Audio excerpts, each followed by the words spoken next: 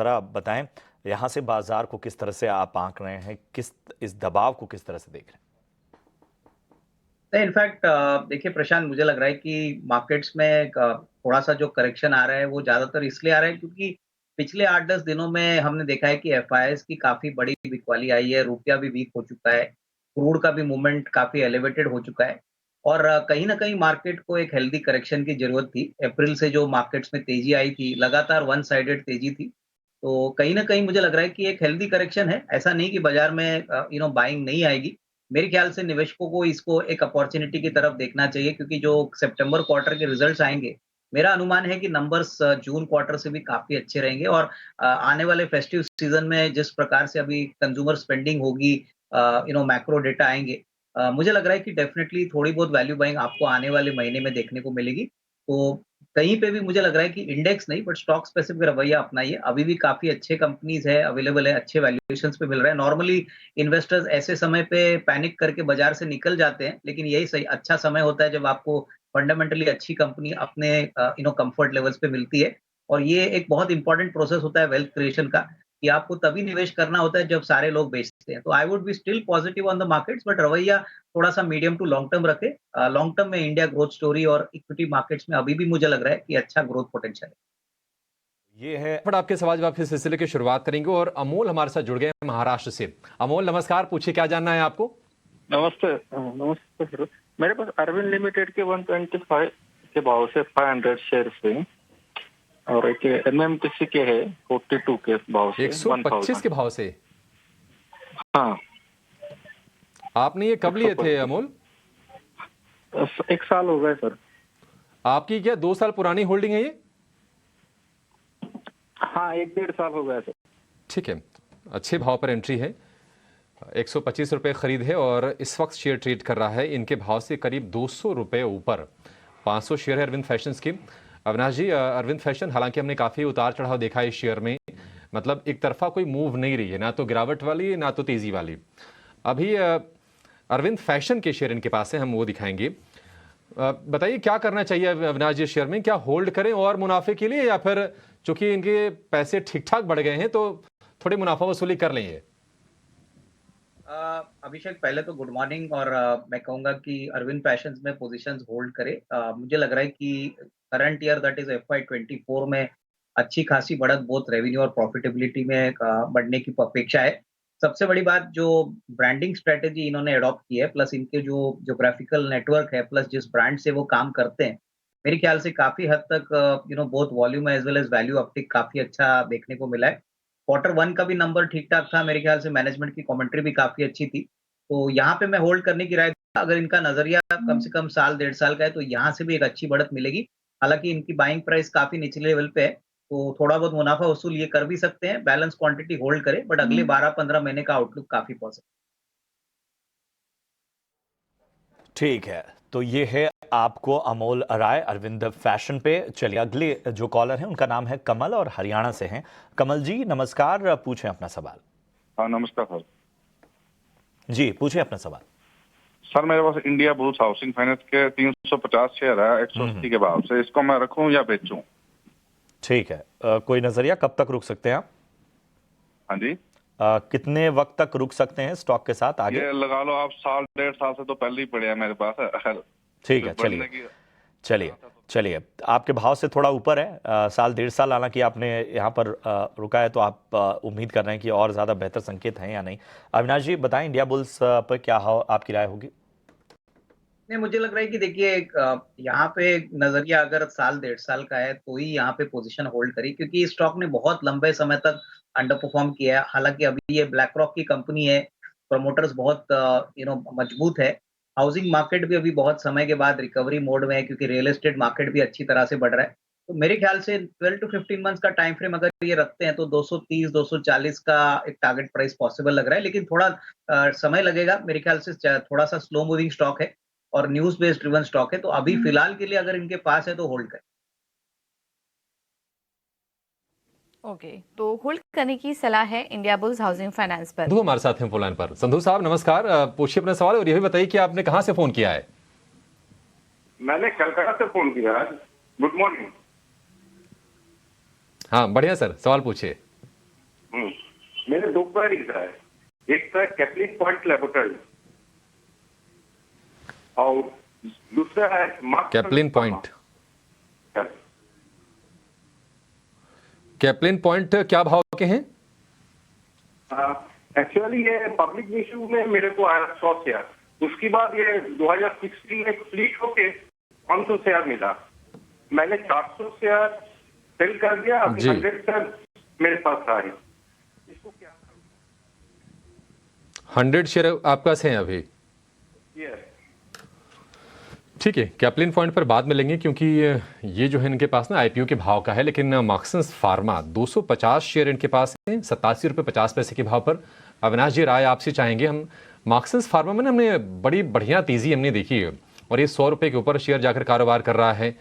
87 रुपये की एंट्री है और अब इनके भाव से हम देख रहे हैं कि 15-16 रुपये ऊपर ये शेयर ट्रेड कर रहा है।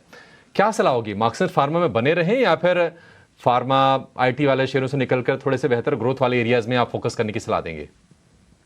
नहीं, मुझे लग रहा है कि अभिषेक देखिए इन्होंने अच्छे लेवल पे मार्क्सन फार्मा में एंट्री की है और नंबर्स मार्क्सन फार्मा के एक लगातार काफी अच्छे आ रहे हैं। ये ज्यादातर यूके और फ्रांस जैसे मार्केट्स में काम करते हैं।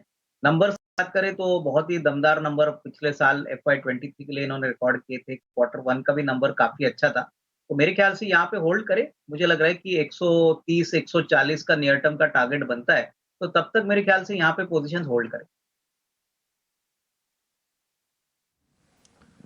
ठीक है, पोजीशन होल्ड करने की सलाह है। कैप्लिन पॉइंट, अविनाश जी आप ही व्यू दीजिए क्योंकि इस पर थोड़ा सा फंडामेंटल नजरिया ही हम लेना चाहेंगे। साल भर में अगर हम देखें तो करीब करीब ये शेयर जो है ना डबल हो गया है।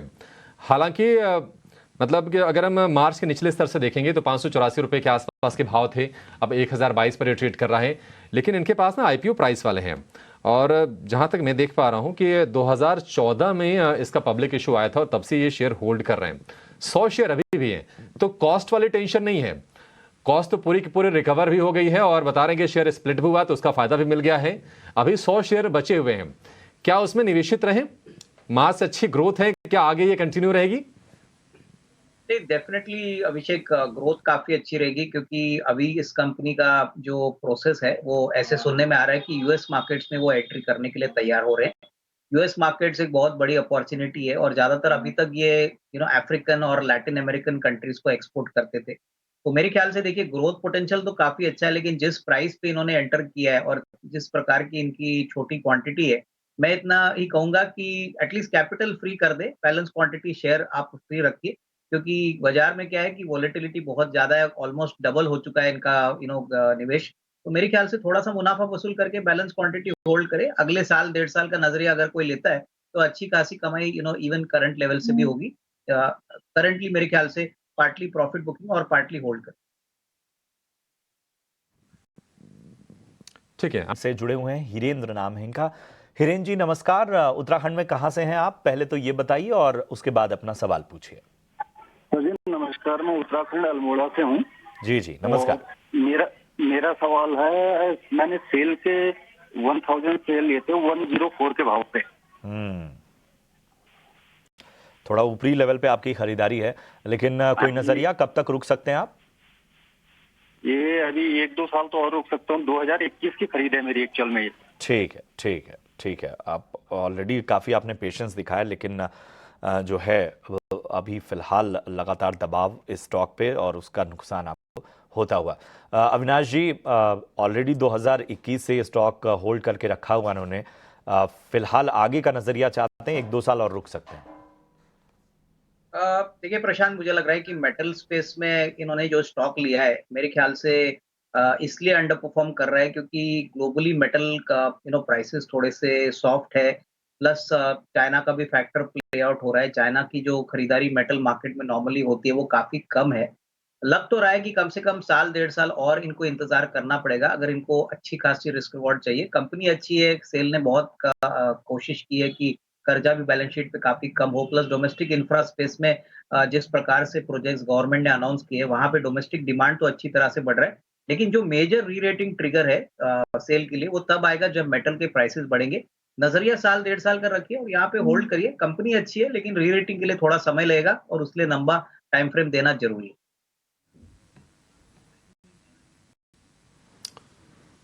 ठीक है, सेल के लिए लंबी अवधि का नजरिया होना जरूरी है। आगे बढ़ेंगे, अगला सवाल लेंगे और ये हमारे पास आया सोशल मीडिया के जरिए।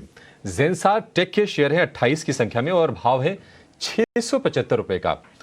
अविनाश जी, जेंसार टेक अगर हम इस साल की बात करें, अगर हम खास तौर पर, तो ये साल तो बड़ा अच्छा साबित हुआ है। हालांकि इनकी खरीद जो लग रही है थोड़ी पुराने भाव की लग रही है, लेकिन जिस तरह से हमने रफ्तार देखी है इस साल, आपको क्या लगता है कि ये मोमेंटम बना रहेगा और थोड़ा सा और अगर समय देंगे तो इनके भाव आ जाएंगे और क्या ये मुनाफे में भी जा सकते हैं? बात करें तो जेंसार टेक काफी वेल एस्टेब्लिश्ड प्लेयर है आईटी सर्विसेज में। मुझे लग रहा है कि देखिए आईटी कंपनीज में एटलीस्ट अगला क्वार्टर सितंबर क्वार्टर भी चैलेंजिंग रहेगा, क्योंकि अभी भी जो हेडविंड्स यूएस यूरोप से दिख रहे हैं वो थोड़े से चैलेंजिंग है। बट डेफिनेटली जेंसार टेक्नोलॉजीज के पास सिग्निफिकेंटली अच्छी ऑर्डर बुक है। प्लस पिछले क्वार्टर भी इनके नंबर्स जो आए थे वो काफी ठीक ठाक थे। मैनेजमेंट की कमेंट्री भी काफी पॉजिटिव थी।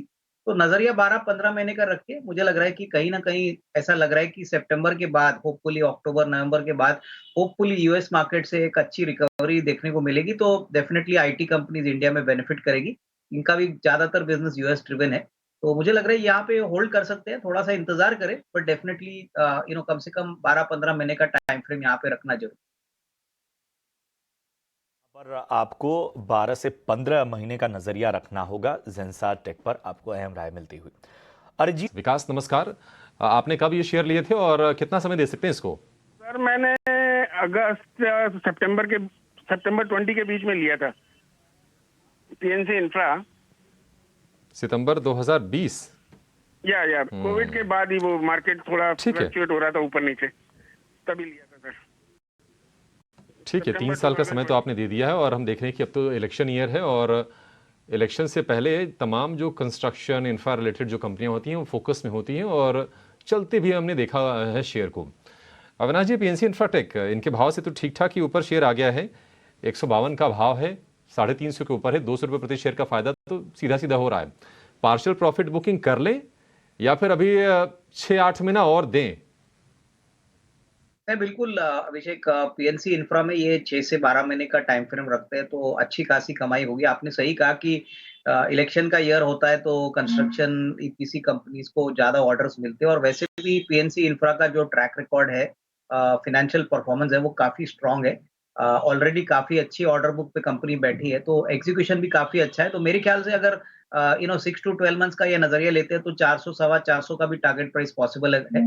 डेफिनेटली कंपनी एक अच्छी क्वालिफाइड मिड कैप स्टॉक है और यहाँ पे आई थिंक ये होल्ड कर अच्छी खासी कमाई इवन करंट लेवल से भी हो सकती है। नजरिया आपको पीएनसी इंफ्रा पर पॉजिटिव, अविनाश जी का। अगले जो हमारे दर्शक हैं उनका नाम है ऋषि और उन्होंने व्हाट्सएप के जरिए ये सवाल हम तक पहुंचाया है।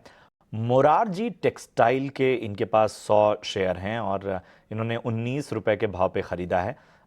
चलिए ज़रा नज़रिया लेते हैं कि क्या ये स्टॉक हमारे दोनों एक्सपर्ट्स में से कोई ट्रैक करा। अविनाश जी, आप बताएं, मोरारजी टेक्सटाइल पे को आप ट्रैक करते हैं, कोई नज़रिया आपका?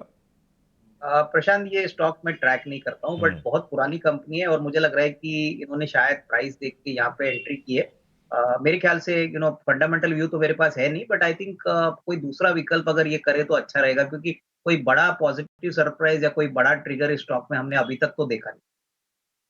ठीक है, ठीक है। लेंगे और इनके पास है जियो फाइनेंशियल के शेयर 440 242 रुपये 50 पैसे के भाव पर और दूसरा शेयर है आईआरसीटीसी का 367 शेयर है 662 रुपये के भाव पर। अब जियो फाइनेंशियल, अविनाश जी देखिए, अभी तो ये इंतज़ार है कि कंपनी की तरफ से क्या अपडेट्स आते हैं, किस तरह से कारोबार का विस्तार करती है। आगे उम्मीदों का आसमान हम ये कह सकते हैं, लेकिन निश्चित तौर पर जो इनिशिएटिव्स कुछ लिए हैं, जैसे कि ब्लैक रॉक के साथ जेवी किया है एमसी कारोबार के लिए, ये बड़ा पॉजिटिव है। इंश्योरेंस में कंपनी ने उतरने का ऐलान किया है, ये भी पॉजिटिव है। तो आगे बिजनेस बढ़ेगा, इस उम्मीद में लोग शेयर होल्ड करके रखे हैं। हालांकि इतनी जल्दी रिव्यू नहीं करना चाहिए, अगर आपने जियो फाइनेंशियल लिया है तो। फिर भी एक राय जान लेते हैं। 262 रुपये का इसका बेस प्राइस और उसके बाद हमने ये शेयर को देखा कि 200 रुपये के आसपास तक फिसला। अब ये कंसोलिडेट कर रहा है कहीं 230-240 रुपये के भाव के आसपास। अविनाश जी, आपके हिसाब से कितना समय दें, मतलब अभी आंख मूंद के कितने समय तक बैठे रहे शेयर में? नहीं, आई थिंक अभिषेक, आपने सही कहा कि देखिए अभी हार्डली 1-2 महीने हो गए इस स्टॉक को लिस्ट हो गए, और जिस प्रकार का इनका बिजनेस मॉडल है, ये इसमें कोई डाउट नहीं कि ये फाइनेंशियल सर्विसेज में काफी डिस्ट्रप्शन करने वाला है, क्योंकि इनकी साइज भी काफी बड़ी है, करीबन 1,30,000 करोड़ की बैलेंस शीट साइज है। ऑलरेडी एएमसी बिजनेस के लिए उन्होंने ब्लैक रॉक के साथ करार किया है, तो आपको काफी अच्छे और बड़े अनाउंसमेंट्स पे आने की उम्मीद रखनी चाहिए। और रही बात इनका फ्यूचर, तो मुझे लग रहा है कि देखिए 1.5-2 साल के बाद ही आपको अच्छा खासा विजिबिलिटी और रिस्क रिवॉर्ड स्टॉक में मिलेगा। इसमें कोई डाउट नहीं कि रिलायंस की ग्रुप कंपनी जब कोई सेक्टर में एंटर करती है तब वो बड़ा सोचती है, और उस पॉइंट ऑफ व्यू से मुझे लग रहा है कि बैलेंस शीट जो अभी ऑलरेडी बड़ी है, इसमें बहुत अच्छा इंप्रूवमेंट आपको एफवाई 25 और 26 में देखने को मिलेगा। तो तब तक आपको इंतजार करना है। ये बेसिकली लॉन्ग टर्म निवेश के लिए ही है, शॉर्ट टर्म में नहीं लग रहा है कि कोई बड़ा अपसाइड आएगा, क्योंकि अभी तक कोई क्वार्टरली नंबर आए नहीं है, मैनेजमेंट की कमेंट्री आई है। तो जैसे-जैसे नंबर्स आएँगे, वैसे-वैसे स्टॉक में आपको एक अच्छा पॉजिटिव रिएक्शन देखने को मिलेगा। बट अपॉर्च्युनिटी पैसा बनाने के लिए अगले 2 साल के लिए काफ़ी बड़ी लग रही है। आइज होते हैं उनका, तो जो निवेश होता है वो लॉन्ग टर्म के लिए होता है, ये हम मान के चलते हैं। आप इस पूरे घटनाक्रम को किस तरह से देख रहे हैं, और आपको लगता है क्या इस बात की आशंका है, थोड़ी कम ही सही, कि बिकवाली आ जाए जो होल्डिंग है कनाडा पेंशन फंड के उन शेयरों में? देखिए अभिषेक, मुझे लग रहा है कि ये जो पूरा मसला हो चुका है, ये एक short term sentimental impact stocks को देगा। मुझे नहीं लगता है कि पेंशन फंड जब कोई भी निवेश इंडिया में करते हैं या कहीं पे भी निवेश करते हैं, तो शॉर्ट टर्म व्यू लेके काम करते हैं। कम से कम 3 से 5 साल का इनका इन्वेस्टमेंट टाइम विंडो होता है। और मेरे ख्याल से देखिए बाजार में ये जो न्यूज़ फ्लो आया है, इससे फंडामेंटली तो इन कंपनीज का कोई ज़्यादा फ़र्क या ज़्यादा कुछ इम्पैक्ट आएगा नहीं। सेंटिमेंटली ज़रूर आ सकता है, हो सकता है आने वाले शॉर्ट टर्म में स्टॉक्स में थोड़ी-सी सेलिंग आए, अंडर परफॉर्मेंस आए। बट अगर किसी को लॉन्ग टर्म नज़रिया लेना है, तो मेरे ख्याल से यहाँ पे बने रहे, क्योंकि देखिए कंपनीज़ अगर अच्छी काम करेंगी, अर्निंग्स ग्रोथ अच्छी आएगी, तो मेरे ख्याल से बाइंग तो ज़रूर आएगी। और क्वार्टरली नंबर्स जो सितंबर के आएँगे, वो अगर अच्छे क्वार्टरली नंबर्स आते हैं, प्लस आने वाला साल भी अगर ये कंपनीज़ अच्छी रिकॉर्ड करती है, तो मेरे ख्याल से ऐसा कोई पैनिक का मामला नहीं है। हो सकता है कि 1-2 दिन आपको सेल ऑफ देखने को मिले।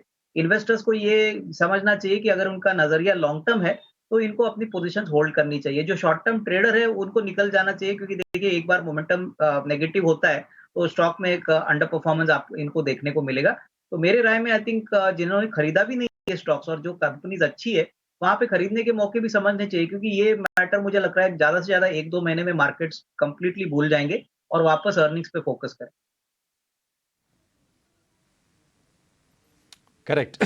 तो बिल्कुल छोटी अवधि वाला टेंशन है, और सही कह रहे हैं अविनाश जी कि ये हो सकता है, क्योंकि ये डिप्लोमेटिक थोड़े से टेंशन है, और उम्मीद करेंगे कि चूंकि ट्रेड रिलेशन जो होते हैं ना, दोनों देश आपस में संबंध को बना कर रखना चाहते हैं, तो ये मामला भी सुलझ जाएगा, इसको लेकर कोई दो राय नहीं है। एक छोटा सा ब्रेक लेंगे और ब्रेक के बाद भी ढेर सारे सवाल।